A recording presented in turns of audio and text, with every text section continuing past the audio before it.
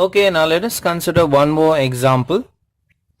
Suppose we need to find limit of root of x plus 6 minus 3 upon x square minus 9 as x approaches 3.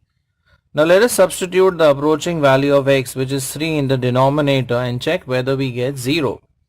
Now if I substitute 3, 3 square is 9, 9 minus 9 becomes 0. And since the question is of algebraic type, we would first try and simplify it. Now in the denominator, we could factorize x square minus 9 using the identity a square minus b square.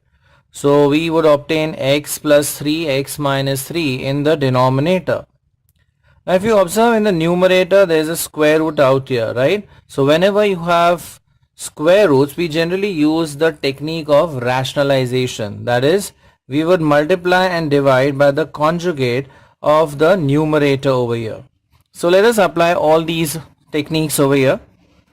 So let us first focus on the rationalizing. So limit as x approaches 3 of root of x plus 6 minus 3. For the time being, this we write as x square minus 3 square.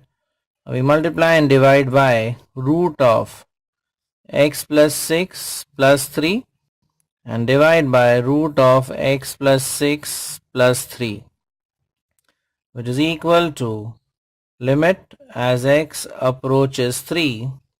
Now here in the numerator we have a minus b into a plus b, so it becomes a square minus b square, that is root of x plus 6 square minus 3 square. Now in the denominator, here we use the identity a square minus b square. So here we would obtain x plus 3 into x minus 3. And this is the third term in the denominator, root of x plus 6 plus 3. Okay, we proceed further. So we have limit as x approaches 3. Now square root, if you square it, the root gets eliminated. So you are left with x plus 6 minus 3 square is 9 divided by x plus 3 into x minus 3 into root of x plus 6 plus 3. Now 6 minus 9 is minus 3. So we obtain limit of x minus 3 divided by x plus 3 into x minus 3 into root of x plus 6 plus 3 as x approaches 3.